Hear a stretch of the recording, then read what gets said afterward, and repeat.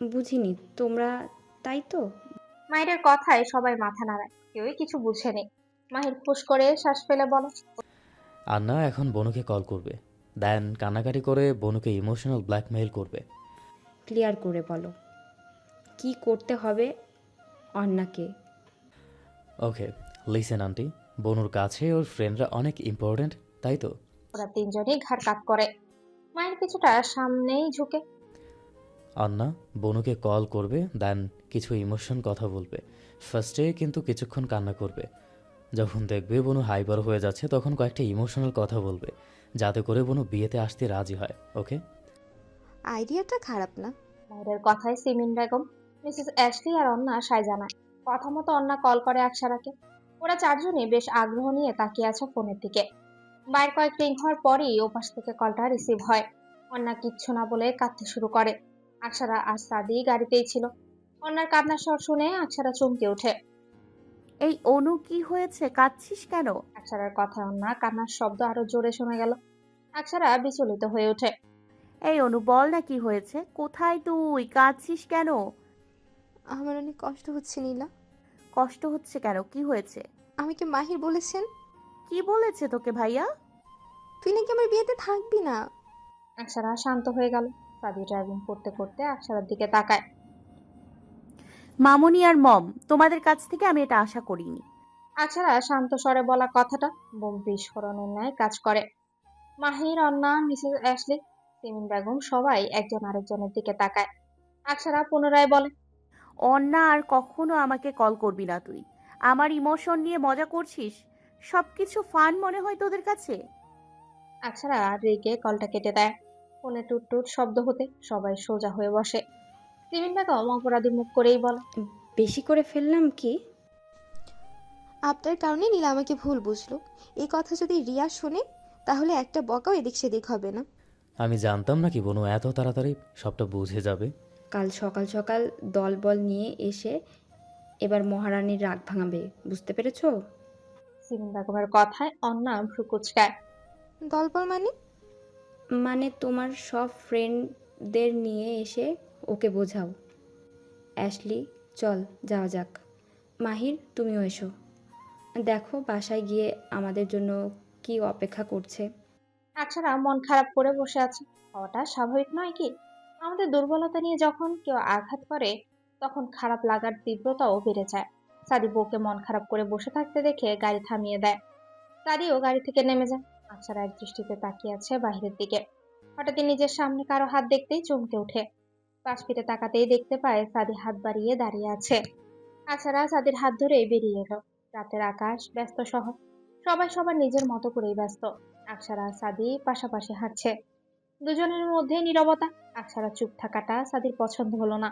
আকসারা অন্যমনস্ক হয়ে হাঁটতে হাঁটতে কিছুটা সামনে এগিয়ে যায়। হঠাৎ অনুভব করলো সাদি ওর পাশে নেই। আকসারা চমকে পেছনে তাকাতেই সাদি ঝড়ের গতিতে ওকে এসে কোলে তুলে নেয়। আকসারা ভয়ে চোখ বন্ধ করে নেয়। হাত বাড়িয়ে সাদির গলা পেঁচিয়ে ধরে। মিসেস কাইসার। আকসারা ধীরে ধীরে চোখ খুলে তাকায় সাদির দিকে। আপনি জানেন আমি কি শুনতে পাচ্ছি? আকসারা কোনো কথাই বলে না, শুধু প্রশ্নাত্মক দৃষ্টিতে তাকিয়ে রয়। আমি শুনতে পাচ্ছি বাতাসের ফিস ফিসিয়ে বলা কথা। জানো কি বলছে তারা? কি বলছে? তারা তোমাকে দেখে বসছে। তারা নাকি খুব জোরে আসবে আর তোমাকে উড়িয়ে নিয়ে যাবে। মানে? হ্যাঁ, তুমি তো তুলোর মতো। আমি কিভাবে তুলোর মতো হলাম? তুমি হলে তুলোর মতো তুলতুলে, যা দেখতে শক্ত মনে হলো বেশ নরম। তাদের কথার মানে বুঝতে আকসারার খুব বেশি সময় লাগলো না। আকসারা চোখ বড় বড় করে তাকায়। আকসারা নামার জন্য ছটফট করতে শুরু করে। সাদি হেসে ওঠে। আকসারা সাদির বুকে কিল ঘুষি দিয়ে বলে, আপনি দিন দিন এমন লাগামহীন কথা বেশি বলছেন কিন্তু। কি করব বলো, লাগামহীন না হলে আমি কেমন পুরুষ? আদিল, চুপ করুন। আপনার লজ্জা করছে না? না বউ, একটুও করছে না। লজ্জা নারীর অলংকার, পুরুষের নয়। এইসব লজ্জা টজ্জা আমি আটকাই না। এই আদিল কায়সার সাদির শুরু তার ফুলের মধ্যেই আটকায়। সাদির কথায় আকসারা শান্ত হয়ে যায়। কিছু দূর যাওয়ার পর সাদি আকসারাকে নামিয়ে দেয়। একটা দোকান থেকে গাজরা কিনে সাদি আকসারার হাতে পরিয়ে দিল। আকসারা নিজের হাতের দিকে তাকিয়ে দেখতে শুরু করে। সাদি আকসারার ওপর হাতটা ধরে। আকসারা চমকে তাকায় সাদির দিকে। কি করছেন দেখুন, গাজরটা কি সুন্দর লাগছে। হুম, সুন্দর লাগছে, তবে পারফেক্ট নয়। ভালো লাগছে না, খুলে ফেলবো? না, খুলতে হবে না। ওই হাতটা দাও তো এদিকে। আকসারা সাদির কথা মতো হাত বাড়িয়ে দেয়। সাদি নিজের হাতে থাকা প্যাকেটটা খুলে ফেলে। আকসারা কৌতূহল নিয়ে তাকিয়ে আছে। সাদি এক মুঠো কাশ্মীরি চুড়ি আকসারার হাতে পরিয়ে দেয়। আকসারা অবিশ্বাস্য দৃষ্টি নিয়ে তাকিয়ে আছে। আপনি কি করে জানলেন আমার এই চুড়িগুলোর শখ ছিল? মিসেস আদিল, এত বোকা বোকা প্রশ্ন করো কেন? আপনি কি করে জানলেন আদিল, বলুন না। এত কথা বলো না ফুল, শান্ত হয়ে দাঁড়াও তো। আকসারা চুপ হয়ে গেল। সাদি আকসারার সামনে হাঁটু গেড়ে বসে পড়ে। হাত বাড়িয়ে আকসারার পা ধরতে আকসারা পিছিয়ে যায়। কি করছেন এইসব? পাটা দাও ফুল। কিন্তু এত কথা বলো না, আমার হাঁটুতে পাটা রাখো। আকসারা না চাইলেও সাদির কথার উপর কিছুই বলতে পারলো না। আকসারা সাদির হাঁটুর উপর পা রাখতেই সাদি একটা স্বর্ণের নুপুর পরিয়ে দিল। সাদি সোজা হয়ে দাঁড়ায়। আকসারা নিজের পায়ের দিকে তাকিয়ে রায়। সাদি হাত বাড়িয়ে আকসারাকে জড়িয়ে ধরে। আকসারা খিলখিল করে হেসে ওঠে। মন খারাপ ঠিক হয়েছে মিসেস আদিল? হ্যাঁ, আপনার মতো একজন আদিল থাকলে আর মিসেস কি মন খারাপ করে থাকতে পারে? সাদি মুচকি এসে আকসারার কপালে ঠোঁট ছোঁয়। কায়সার বাড়িতে নতুন সদস্য আসতে চলেছে। এ নিয়ে কায়সার বাড়ির মানুষদের খুশির অন্ত নেই।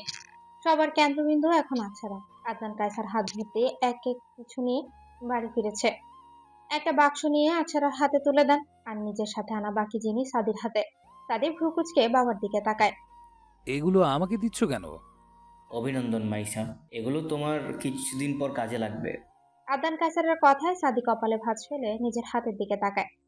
মগ, বালতি, মপ, ওয়াশিং পাউডার, থালা বাসন, ভিমবার, এগুলো দিয়ে সে কি করবে? এগুলো দিয়ে কি কেউ কাউকে অভিনন্দন জানায়? সাদি ভ্রুকুচকে তাকায়। এইসব আমার কাজে লাগবে মানে? আরে হ্যাঁ, বালতি আর মগ লাগবে ঘর মুছতে, ওয়াশিং পাউডার লাগবে জামা কাপড় ধুয়ে দিতে, থালা বাসন লাগবে রান্না করে, আর ভিমবার লাগবে থালা বাসনগুলো ধুয়ে দিতে। আমি কি করবো এইসব জেনে? আরে বোমা, মা হতে চলেছে না, হ্যাঁ তো? তোর কাজ করতে লাগবে এগুলো। আজ থেকে বৌমার সমস্ত কাজ তুই করবি। কাবিরকে অনেক বোঝানোর পরও কাবির নিরুত্তর। সাদি বেশ বিরক্ত হয় কাবিরের এই ঠান্ডা আচরণে। এক প্রকার বিরক্ত নিয়ে সাদি কাবিরদের কাছ থেকে উঠে রুমে চলে আসে। রুমের মধ্যে ঢুকতে সাদি এক নজর পুরো রুম দেখে নেয়। আকসারা রুমে নেই। সাদি অত কিছু না ভেবে ওয়াশরুমে ঢুকে পড়ে। দীর্ঘ সময় নিয়ে শাওয়ার নিয়ে বেরিয়ে পড়ে। মাথা মুছতে মুছতে সাদি পুরো রুমে আবার নজর বুলায়। না, তার বউ তো এখনো রুমে আসেনি। সাদি ধীর পায়ে বারান্দায় এগিয়ে যায়। আকসারা সোফায় বসে আছে, দৃষ্টি আকাশের পানে নিবদ্ধ। আকসারা বেশ কাঁপা কাঁপা গলায় সূরা তেলাওয়াত করছে। কণ্ঠ কাঁপছে, চোখ টলমল করছে। সাদি এগিয়ে এসে বসে আকসারের পাশে। কানে কোনো কথা না বলে হাত বাড়িয়ে আকসারার কোমরটা পেঁচিয়ে ধরে হ্যাঁচকা টান দিয়ে কোলে তুলে নেয়। আকসারা একদম শান্ত। সে তার নিজের মতো করে সূরা তেলাওয়াত করতে ব্যস্ত। আকসারা সূরা তেলাওয়াত শেষ করে শান্ত হয়ে আকাশের দিকে তাকিয়ে রয়। সাদি আকসারার গলায় ছোট ছোট চুমুতে ভরিয়ে দিচ্ছে। আকসারা চোখ বন্ধ করে সাদিকে বলে। সরে বসেন আদিল। কি হয়েছে তোমার, বলো আমাকে। সাদি আকসারার দিকে শান্ত দৃষ্টি নিয়ে তাকায়। সবই তো ঠিক ছিল, তাহলে হঠাৎ কি এমন হলো? সাদি মনে করার চেষ্টা করছে কি হয়েছে। বিষয়টা মাথায় আসতেই সাদি হকচকিয়ে ওঠে। সাদি অসহায় চোখে তাকায় আকসারার দিকে। আকসার, আমার কথাটা আকসারা সাদিকে থামিয়ে দিয়ে তাচ্ছিল্য স্বরে বলে। মানুষকে নিজের দুর্বলতা বুঝতে দিতে নেই। মানুষ একবার দুর্বলতা বুঝতে পারলে বারবার সেখানে আঘাত করে। একটা বারের জন্যও তারা অপর পাশের মানুষটার কথা চিন্তা করে না। কষ্ট হয় আদিল, বিশ্বাস করুন, খুব কষ্ট হয়। যখন নিজের আপন মানুষগুলো দুর্বলতায় আঘাত করে তখন তীব্র যন্ত্রণা হয়। কেন কষ্ট পাচ্ছ? ওরা তোমাকে ভালোবাসে বলেই তোমাকে নিজেদের কাছে রাখতে চাইছে। এটা কেমন কাছে চাওয়া আদিল, কেমন ভালোবাসা এটা? দুর্বলতায় আঘাত হেনে বলছেন এটা ভালোবাসা? হাহ, প্রয়োজন নেই আমার সেই ভালোবাসার যা আমাকে কষ্ট দেয়। সাদি একটা তপ্ত শ্বাস ফেলে। আবারও আকসারাকে কোলে তুলে রুমে নিয়ে আসে। আকসারাকে বিছানায় শুয়ে দিয়ে সাদি নিজেও আকসারার পাশে শুয়ে পড়ে। হাত বাড়িয়ে আকসারাকে নিজের কাছে টেনে নেয়। আকসারাও সাদির বুকে মাথা রেখে শান্ত হয়ে শুয়ে আছে। জান বাচ্চা, ফুল, প্রীতিলতা, টিউব্রোস, বউ পাখি। আকসারা এবারও নিরুত্তর। সাদি বেশ ভালো করে বুঝতে পারছে আকসারার মন খারাপ। সাদি কিছুটা মজার ছলেই বলে ওঠে, হো হো বউ, তুমি আমায় কি ভালোবাসো না? ও বউ, কেন আমার কাছে আসো না? চলো ঝগড়া মারামারি ভুলে যাই তাড়াতাড়ি, ইতনা গুসা কিউ? তুমি কেন এত বোকা সাজো? আমায় একটু বোঝো, শোনো না, আই লাভ ইউ। ও বউ, তুমি আমায় কি ভালোবাসো না? ও বউ, কেন আমার কাছে আসো না? ভালোবাসি ফুল। কি হচ্ছে কি আদিল, এমন করে ডাকাডাকি শুরু করেছেন কেন? আকসারার কথায় সাদি উত্তর না দিয়ে বলে, ভালোবাসি ফুল। আকসারা হকচকিয়ে মুখ তুলে তাকায়। সাদি আকসারার দিকে তাকিয়ে মুচকি হাসে। আকসারা দৃষ্টি সরিয়ে নেয়। সাদি আকসারাকে পুনরায় বলল, ভালোবাসি ফুল। ভালোবাসার কারণ কি মিস্টার কাইসার? ভালোবাসার কারণ লাগে না মাই ফুলিশ টিউব্রোস। তোমাকে কারণে অকারণে, প্রয়োজনে অপ্রয়োজনে, প্রকাশ্যে গোপনে, জানিয়ে না জানিয়ে, সর্বক্ষণে, প্রতি মুহূর্তে ভালোবাসি। সবশেষে এতটুকু জানি, তোমাকে আমি ভালোবাসি, ভীষণ রকমের ভালোবাসি। ভালোবাসি আমি আমার ফুলকে। আকসারা তাকিয়ে রইল সাদির মুখের দিকে। একটা মানুষ নির্দ্বিধায় ভালোবাসার কথা কিভাবে স্বীকার করতে পারে? আকসারা শান্ত স্বরে বলে, আর মাহিকে? সব সময় সাদি বিরক্ত হলে এবার রেগে যায়। সাদি আকসারাকে নিজের বুকের উপর থেকে সরিয়ে দেয়। সব সময় এক কথা জিজ্ঞেস করো কেন তুমি? আমি তো ভুল কিছু বলিনি। আপনি তো ভালোবাসেন মাহিকে, তাহলে? তার মানে তুমি বলতে চাচ্ছ আমি তোমাকে ভালোবাসি না? আশ্চর্য, তা কখন বললাম আমি? তো কি বললে? আমি যদি মাহিকে ভালোবেসে থাকি তাহলে তোমাকে ভালোবাসলাম কিভাবে? একসাথে দুইজনকে কি ভালোবাসা যায়? সাদি আর কিচ্ছু না বলে উল্টো শুয়ে ঘুরে পড়ে। চোখের কার্নিশ বেয়ে কয়েক ফোঁটা নোনা জল গড়িয়ে পড়ে। আকসারা ঘুমিয়ে যেতে সাদি উঠে বসে, ঘাড় ঘুরিয়ে আকসারার দিকে তাকায়। আকসারা মলিন মুখে, সাদির বুকটা ধক করে ওঠে। সাদি ঝুঁকে পড়ে আকসারার সামনে। ওদের মধ্যে দূরত্ব শুধু কিঞ্চিত। সাদি আকসারার কপালে ঠোঁট ছোঁয়। সাদি মৃদু স্বরে আওড়ায়, এই আদিল কায়সার সাদি আপনার ছিল, আপনার আছে, আপনারই থাকবে মিসেস কায়সার। সে আপনিবিহীন কারোই হবে না। আমি জানি তোমার ভয়টা কোথায়, বাট ইটস ওকে। তোমার আদিল তোমার থাকবে, সৃষ্টিকর্তা ছাড়া কেউ কেড়ে নিতে পারবে না। সাদি আকসারাকে বুকে জড়িয়ে ধরে চোখ বন্ধ করে নেয়। কায়সার বাড়ির সবাই ঘুমিয়ে গেছে। রিমি নিজের রুম থেকে বেরিয়ে আসে। আশেপাশে সতর্ক দৃষ্টি বুলিয়ে ধীর পায়ে এগিয়ে যায় সামিরের রুমের সামনে। রিমি দরজার লক ঘুরাতে দরজা খুলে যায়। রিমি রুমের মধ্যে ঢুকে দরজাটা বন্ধ করে দেয়। রুম সম্পূর্ণ অন্ধকার। বারান্দায় আবছা আলোয় অভয়টা দেখা যাচ্ছে। তিনি বেশ ধীরে সেদিকে এগিয়ে যায়।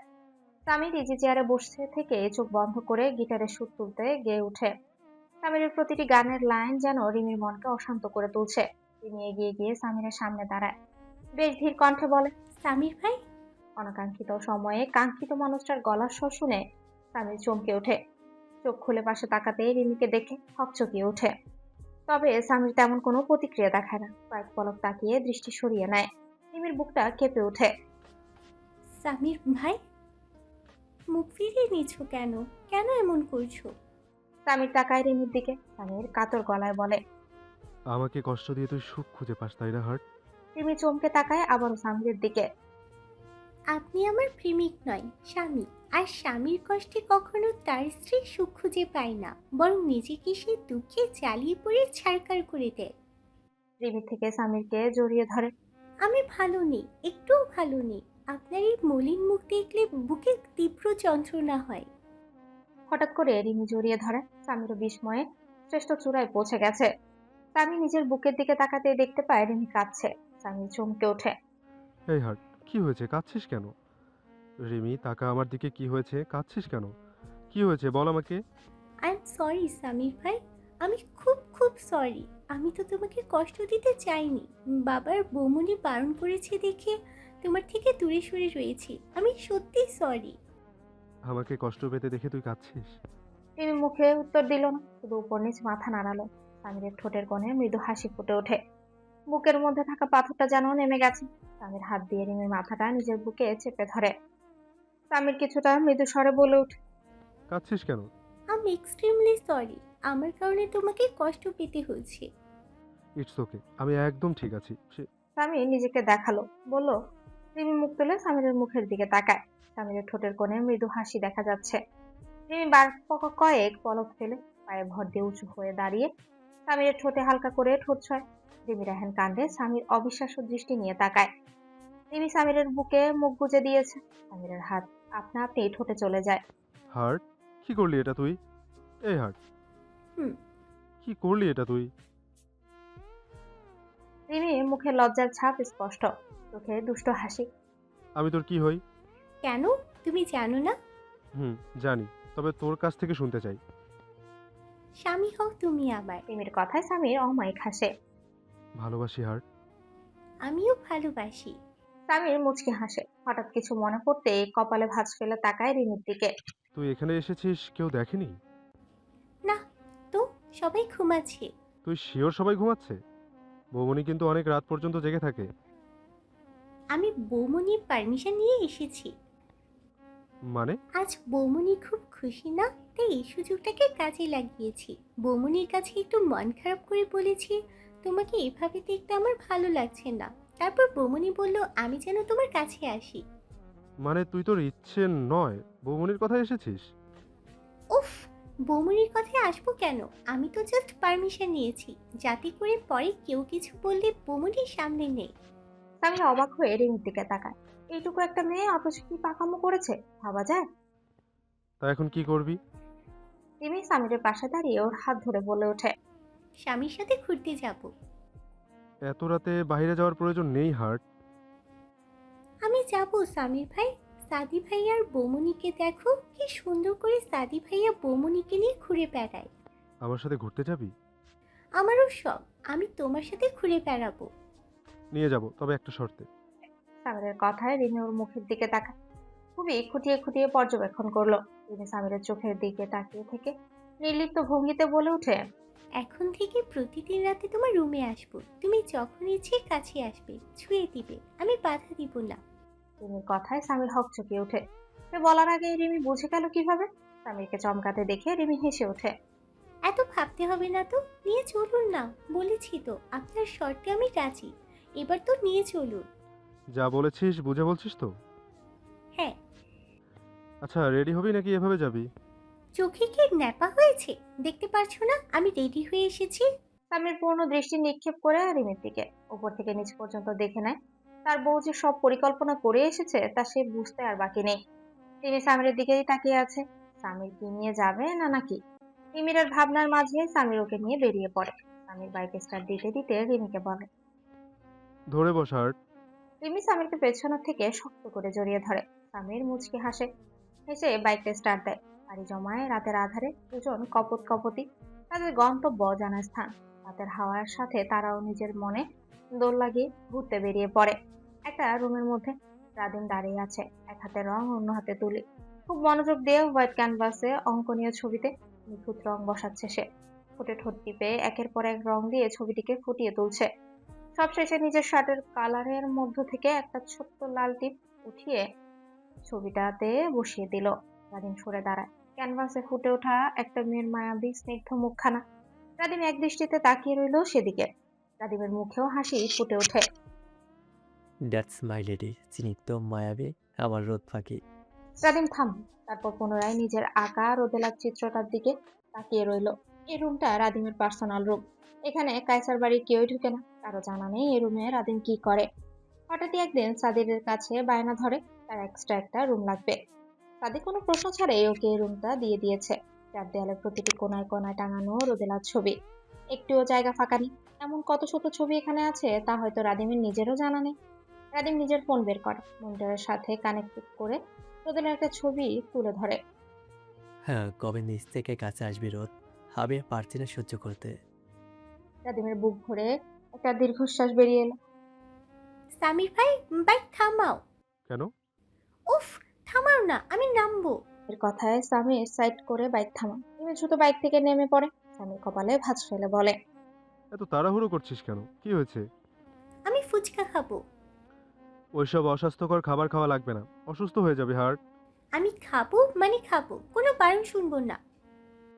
সামির বারবার বোঝানোর চেষ্টা করেও ব্যর্থ হয়, তাই বাধ্য হয়ে রিমিকে ফুচকা কিনে দেয়। রিমিও বেশ খুশি মনে একের পর এক ফুচকা খাচ্ছে। সামির বুকে আড়াআড়ি হাতটা ভাঁজ করে রিমির দিকে এক দৃষ্টিতে তাকিয়ে আছে। রিমির প্রতিটি মুভমেন্ট খুব ভালো করে দেখছে সে। কখনো ফুচকা মুখে পড়ে চোখ বন্ধ করে নিচ্ছে, তো কখনো হাত দিয়ে ঝাল কমানোর ব্যর্থ চেষ্টা করছে। ঝালে রিমির মুখ লাল হয়ে গেছে, সম্ভব পরিমাণ ঘামতে শুরু করলো মেয়েটা। রিমির ফুচকা খাওয়া শেষ হতেই সামির ওকে আইসক্রিম কিনে দেয়। সামির রাস্তার পাশে ছোট্ট দেয়াল ঘেঁষে বসে পড়ে। রিমি সামিরের পাশে দাঁড়িয়ে আইসক্রিম খাচ্ছে। রিমি আইসক্রিম খাওয়ার মধ্যে অদ্ভুত একটা শখ জাগলো। সামির ভাই, তুমি এখানে বসে থাকবে, মাথা নিচু করে, নড়বে না। রিমির কথায় সামির ভ্রু কুঁচকে তাকায়। নড়বো না কেন? আমি তোমার চুলের ভাঁজে ফুল গুজে দিব। একদম না। এইসব ফুল টুল মেয়েরা চুলের ভাঁজে দেয়, আমি এসব দেবো না। প্লিজ সামির ভাই, এমন করো কেন? আমি দিয়ে দিব। ফুল দিলে কি হবে? আমি ছবি তুলবো আর আমার ফ্রেন্ডদের দেখাবো আর বলবো, দেখো আমার স্বামী আমার সব আবদার পূরণ করে। আর যদি না করতে দেই? দাও না সামির ভাই, তুমি যা বলবে আমি সব শুনবো। আমি দিই তোমার চুলের ভাঁজে ফুল গুজে। শিওর তুই? যা বলবো তাই দিবি? হ্যাঁ। বুঝে বলছিস তো? মনে থাকে যেন। সামির মাথা নাড়ায়। রিমি লাফিয়ে উঠে খুশিতে। রাস্তায় হওয়া নয়নতারা ফুল গাছ থেকে ফুল ছিঁড়ে রিমি সামিরের চুলের ভাঁজে গুঁজে দিল। সবশেষে সামিরের ফোন দিয়ে নিজে কয়েকটা ছবি তুললো। রিমি একের পর এক ছবিগুলো দেখে খুশিতে লাফিয়ে ওঠে। উফ সামির ভাই, ছবিগুলো খুব সুন্দর হয়েছে, একদম পারফেক্ট, মন মতো হয়েছে। সামিরের দৃষ্টি আটকে আছে ঝালের কারণে রিমির ফুলে যাওয়া ঠোঁটের দিকে। সামিরের গলা শুকিয়ে এলো। সামির দৃষ্টি সরিয়ে শুকনো ঢোক গিলে নিজেকে সামলে নেওয়ার বৃথা চেষ্টা করলো। কিছুতেই নিজেকে সামলাতে পারছে না সামির। রাত বেশি হওয়ার কোনো মানুষ নেই আশেপাশে। সামির উঠে দাঁড়ায়। সামির। রিমি নিজের সম্পূর্ণ কথা শেষ করার আগে সামির রিমির ঠোঁট জোড়া দখল করে নেয়। রিমি চোখ বড় বড় হয়ে গেছে। সামির শুষে নিতে শুরু করে অমৃত সুধা। রিমি সামিরের সাথে পেরে উঠতে পারছে না। রিমি সামিরকে ঠেলে সরাতে চাইলে সামির রিমির হাত ধরে উপরে ধরে রাখে, আরেক হাত দিয়ে রিমির কোমর শক্ত করে ধরে। রিমি শ্বাসরুদ্ধ করা অবস্থা হতে সামির ওকে ছেড়ে দেয়। রিমি জোরে জোরে শ্বাস নিতে শুরু করে। সামির রিমির এই অবস্থা দেখে বাঁকা হাসে। সামিরকে হাসতে দেখে রিমি কটমট চোখে তাকায়। একদম হাসবেন না, আর একটু হলে আমার দম বন্ধ হয়ে যেত। রিমির কথার উত্তর না দিয়ে সামির বৃদ্ধাঙ্গুল দিয়ে চোখ মুছতে মুছতে হিচকি স্বরে বলে, not bad, I like your lipstick flavour. Rimi চোখ সরিয়ে ফেললো। গাল দুটো লালচে আভায় ফুটে উঠেছে। রিমি কোনো কথা না বলে চুপচাপ হাঁটা শুরু করে। সামির রিমির পেছন পেছন যেতে শুরু করে। রিমি বাইকের সামনে এসে বাইকে উঠে বসে। সামির চোখ ছোট ছোট করে তাকায়। এখনই চলে যাবি? হ্যাঁ। আর একটু থাকি? না, আর লাগবে না, অনেক রাত হয়েছে, বাসায় ফিরতে হবে। আরে পরে যাব, চল এক কাপ ধোয়া ওঠানো চা খাবো। তুমি খাও গিয়ে, আমি খাবো না। একটু আগে না শর্ত দিয়েছিলি আমি যা বলবো তাই হবে, তাহলে এখন এত কথা বলছিস কেন? বলেছি আমরা যাব মানে যাব। আরে আমি যাবো না, দেখছো না কি ভারী কানের দুল পরেছি, আমার কান যেন ছিঁড়ে যাচ্ছে। আমি আর পারছি না এগুলো পরে থাকতে। ব্যাগও নিয়ে আসি নাই যে খুলে রাখবো। সামির তাকালো রিমির কানের দিকে। কানটা কেমন লাল হয়ে গেছে। সামির দ্রুত হাত বাড়িয়ে রিমির কানের দুলগুলো খুলে দিল। রিমিও ভ্রু কুঁচকে তাকায়। এবার এগুলো রাখবো কোথায়? পড়িস কেন এমন জিনিস যাতে কষ্ট পাওয়া যায়? ইস, কেমন লাল হয়ে গেছে কানগুলো। তোর কি আমাকে কষ্ট না দিলে হয় না হার্ট? রিমি চমকে তাকায় সামিরের দিকে। সে কিভাবে কষ্ট দিল? সামির রিমির কানের দুলগুলো নিজের শার্টের পকেটে রেখে দিল। এগুলো আমার কাছে থাক, এবার চল যাওয়া যাক। সামির হাত বাড়িয়ে দিল। রিমি সামিরের হাত ধরে বাইক থেকে নেমে আসে। রাতের আধারে পাশাপাশি বসে চায়ের ধোয়ার সাথে সাথে নিজেদের মধ্যকার অনুভূতি প্রকাশ করছে।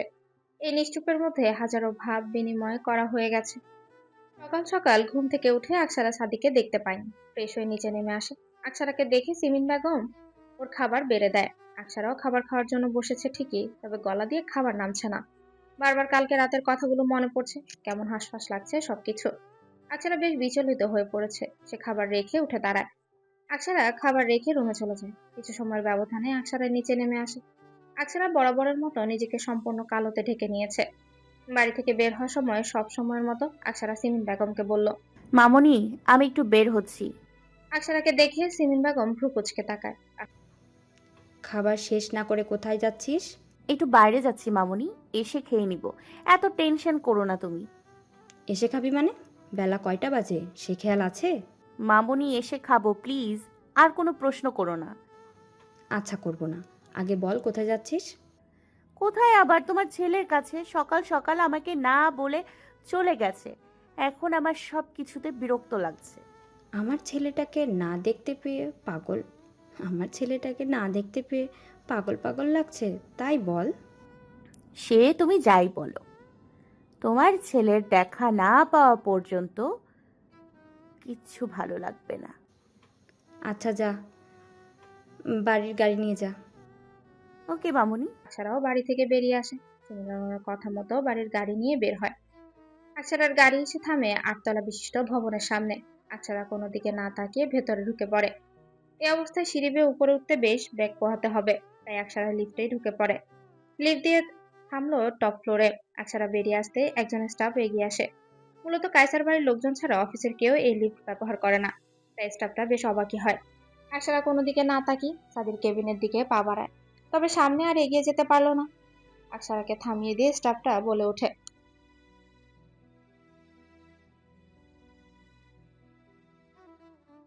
স্টাফটার কথায় আকসারার পা থেমে যায়।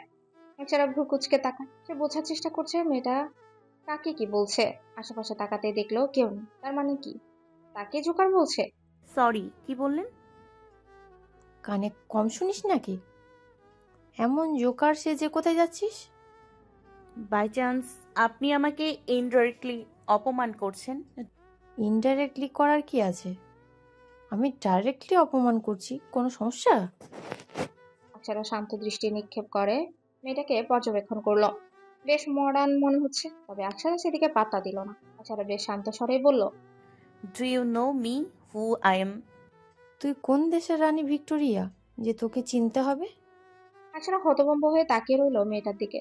মানুষকে কিভাবে রেসপেক্ট করতে হয় তার ন্যূনতম কমন সেন্স নেই এই মেয়ের মধ্যে।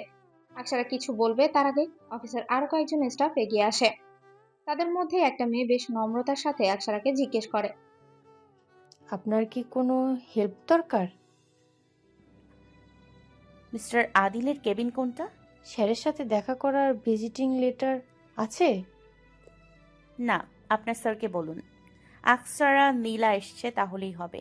আকসারার কথায় প্রথমের মেয়েটা কিছুটা ব্যঙ্গ করে বলে ওঠে, কেন, তুই কি তার মিসেস নাকি যে তোর নাম শুনে স্যার দৌড়ে ছুটে আসবে?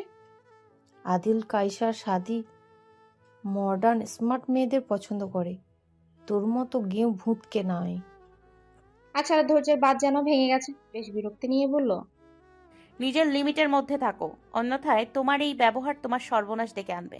আকসারা পুনরায় কিছু বলবে তার আগে অফিসের সমস্ত স্টাফদের অবাক করে দিয়ে পেছন থেকে সাদি বলে ওঠে, মিসেস আদিল কায়সার, আপনি এখানে দাঁড়িয়ে কি করছেন? কাছে আসুন। আপনার সংস্পর্শ না পেয়ে আমার বুকটা মরুভূমি শুকিয়ে গেছে। তাড়াতাড়ি আসুন, আমার বুকটা খাঁ খাঁ করছে আপনার অভাবে। তাদের কথায় অফিসের স্টাফরা একজন আরেকজনের মুখ চাওয়াচাই করে।